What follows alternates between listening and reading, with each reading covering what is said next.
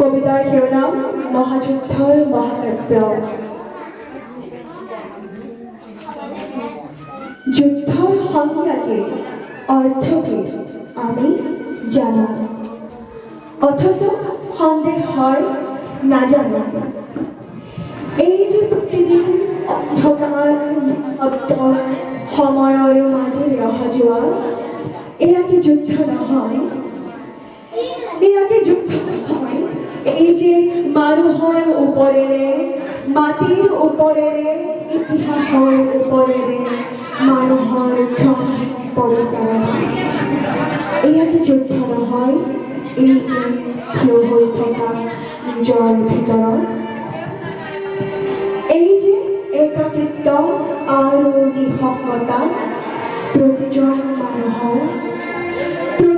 মানুহৰ এই যে বিশৃংখলতা আৰু অপ্ৰেম, এয়া কি যুদ্ধ নহয়? যুদ্ধৰ সংজ্ঞা কি, অৰ্থ কি মাৰ্ক্স লেনিনে কি কৈছিল?